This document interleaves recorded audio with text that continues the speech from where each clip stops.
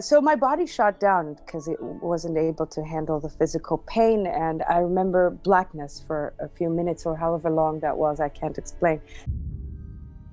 The next thing I do remember clearly is seeing myself on the roof with my girlfriend screaming my name next to me and crying. And I was slowly being lifted off away from my body, but I was very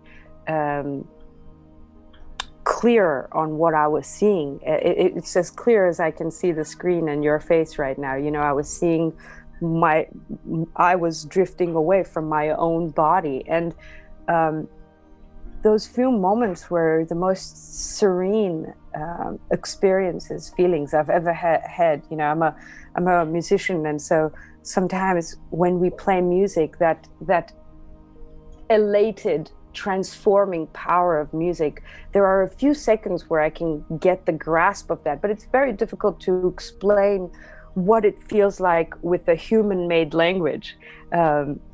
It's almost like being in a beautiful dream, in addition to being intensely in love, that elated feeling. There's no sense of gravity and there's no sense of time.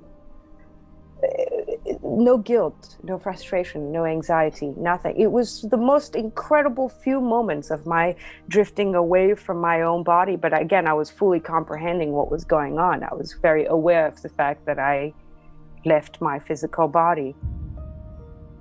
And I do remember the only troublesome thought was that I comprehended what my mom, my sisters, and my dad would feel when they realized that I'm dead. And the only bothering feeling at that moment was, how do I let them know that I'm in a much better place than they are?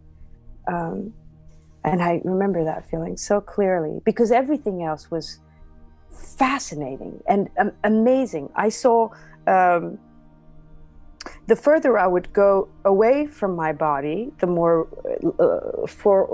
upwards I would go, the more immersed in light I would become.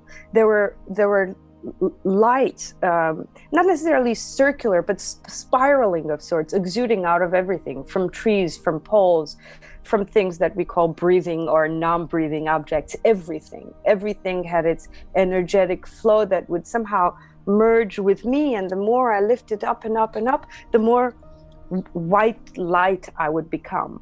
But I was aware of who I am. You know what I mean? Maybe the notion of like, no, my nose looks like this and my voice sounds like that started dissipating of sorts. I don't know what would happen if I stayed in that state longer than the 8 to 11 minutes I was gone.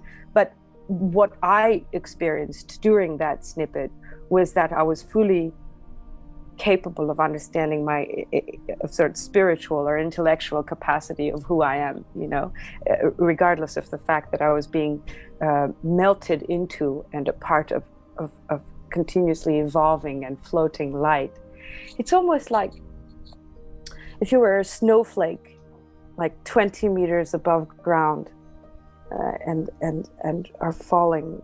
There's very little sense of gravity or time, or like, I don't know, where does your mind go when you hear that? It's almost that state. Again, very difficult to explain. I wish out of the 4 languages I spoke, there could be adjectives I could express of what that felt like in any of these languages, but it's not possible. To me, music, perhaps sound, is the closest thing that can come to expressing that transformative state, you know. After I melted into complete light, was absorbed in light, another moment where I don't remember visually perceiving anything happened to me. After that, I opened my eyes and I was in a green valley type of place. It was a valley, but I could see a forest around me, you know, but I was in a more valley place.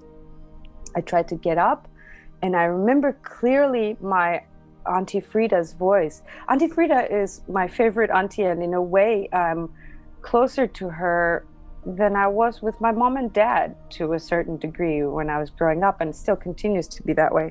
She called and she's well and alive. She's, you know, I didn't see her, I heard her name. And from the intonation of her voice, the way she was calling me, Datev, you could see and feel that there was an urgency for me to go towards her voice where the call was being made. So there was nothing frantic about it, but certainly from the intonation, I could sense that I needed to go towards her voice. So I got up and started running towards her voice.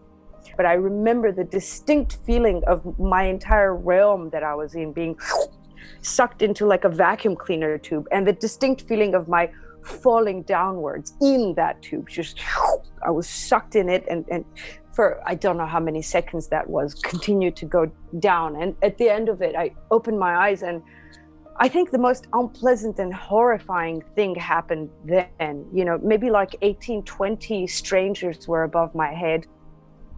A man much older than me with like crooked teeth was pulling away from my face, and I was so in complete confusion.